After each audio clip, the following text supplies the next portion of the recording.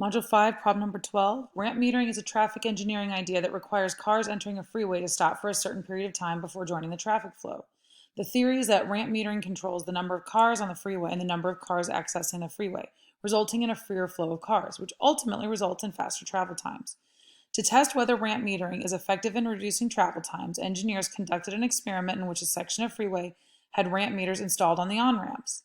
The response variable for the study was speed of the vehicles. A random sample of 15 cars on the highway for a Monday at 6 p.m. with the ramp meters on, and a second random sample of 15 cars on a different Monday at 6 p.m. with the meters off resulted in the following speeds. That right here is our data set, but we're going to wait to click on that until we get to part A. So part A, draw side-by-side box plots of each data set. Does there appear to be a difference in the speeds? Are there any outliers? Choose the correct box plot below. So to find our box plot, we're going to open our data set, and then we're going to click the link to open that full data set in StatCrunch.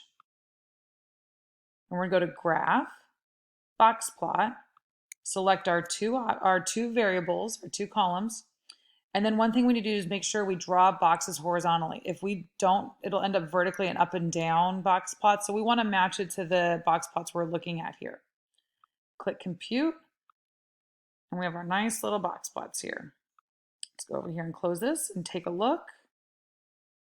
So here we have our three options, and here's what we have from the data set. A couple things to know are the spread of data here versus the spread of data here. Notice that this shorter one on the top is for the meters off, and this wider range with the higher values is here at the meters on part. So right there, we know that that one tells us that option A isn't what we're looking at. Option B, as you can tell, they have about the same range or same median right there, that second quartile, but the range for this is wider and goes lower. That's also not what we're looking at on our box plots. Now here at option 3, we see that wider range with the metered on having that higher speed range. So that tells us option C is our box plot. Does there appear to be a difference in the speeds? Well, let's look at this. Just from the box plot, I see a much higher, or not much, but a higher range here for meters on, but also look at where the bulk of our data is right here, that median. It's higher for the meters on. So I would say, yeah, that they are different, and that on does appear to have higher speeds.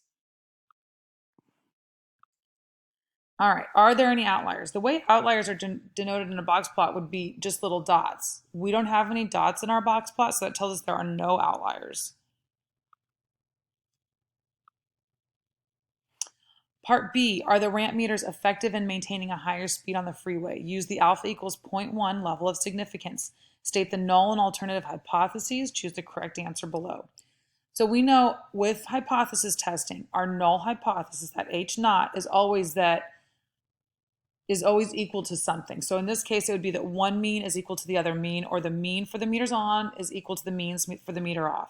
So right there, we know that we're looking at option A or D, because those null hypotheses for C and B are not equal.